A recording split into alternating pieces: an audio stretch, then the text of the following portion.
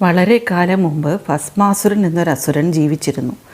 ശക്തനായ രാജാവാകണമെന്നായിരുന്നു അവൻ്റെ ഏറ്റവും വലിയ ആഗ്രഹം. ലോകത്തിലെ എല്ലാവരെയും തോൽപ്പിക്കാൻ കഴിയുന്ന ശക്തി എനിക്ക് വേണമെന്ന് അവനങ്ങ് തീരുമാനിച്ചു. അതിനു വേണ്ടിയിട്ട് ഭസ്മാസുരൻ ഭഗവാൻ ശിവനെ പ്രാർത്ഥിച്ച് കഠിനമായ തപസ് ആരംഭിച്ചു. ദിവസങ്ങളും മാസങ്ങളും വർഷങ്ങളും കടന്നു. അവസാനം ഭസ്മാസുരൻ്റെ ഭക്തിയിൽ സന്തുഷ്ടനായ ഭഗവാൻ ശിവൻ അവൻ്റെ മുമ്പിൽ പ്രത്യക്ഷനായി. എന്നിട്ട് ചോദിച്ചു, ഭസ്മാസുര, നിൻ്റെ തപസ് എന്നെ സന്തോഷിപ്പിച്ചു. എന്ത് വരമാണ് നിനക്ക് വേണ്ടത്? ശിവൻ ചോദിച്ചു. ഭസ്മാസുരൻ ഒരു കള്ളച്ചിരിയോടെ പറഞ്ഞു, പ്രഭു, ഞാൻ ആരുടെ തലയിൽ കൈവച്ചാലും അവൻ ഉടൻ ഭസ്മമായി പോകുന്നൊരു വരം എനിക്ക് നൽകണം.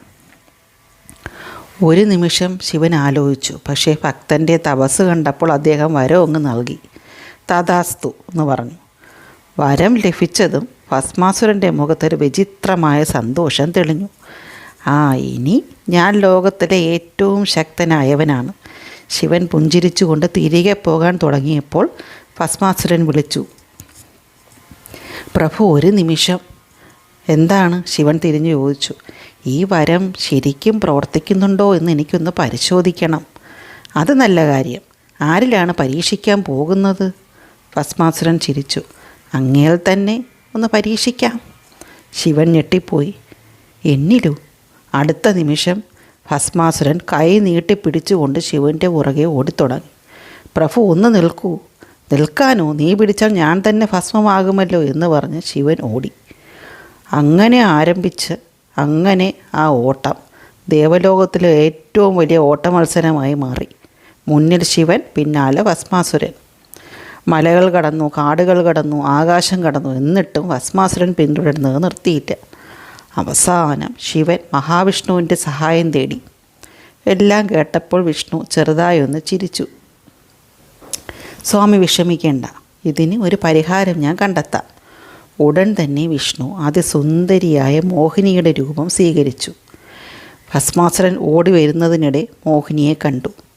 അവൻ അവിടെ തന്നെ നിന്നു. അയ്യോ, ഇത്ര സുന്ദരിയായ സ്ത്രീയെ ഞാൻ ഇതുവരെ കണ്ടിട്ടില്ല.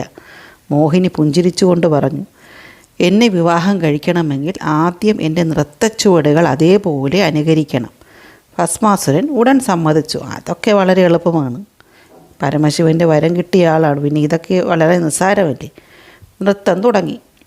മോഹിനി കൈ ഉയർത്തി, ഭസ്മാസുരനും കൈ ഉയർത്തി. മോഹിനി ഒന്ന് ചുറ്റിത്തിരിഞ്ഞു, ഭസ്മാസുരനും അതുപോലെ ചുറ്റിത്തിരിഞ്ഞു.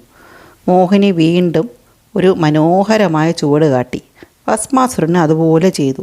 അവസാനം മോഹിനി തൻ്റെ വലത് കൈ തലയിൽ വെച്ചു. ഒന്നും ചിന്തിക്കാതെ ഭസ്മാസുരന് അതേ ചുവടങ്ങ് അനുകരിച്ചു. അവൻ്റെ കൈ സ്വന്തം തലയിൽ തൊട്ട നിമിഷം വരം പ്രവർത്തിച്ചു. ഒരു വലിയ പുകയോടെ ഭസ്മാസുരൻ ഭസ്മമായി മാറി. എല്ലാം കണ്ടുകൊണ്ടിരുന്ന ദേവന്മാർ സന്തോഷത്തോടെ ആർപ്പ് വിളിച്ചു. ഭഗവാൻ ശിവൻ ആശ്വാസത്തോടെ പുഞ്ചിരിച്ചു.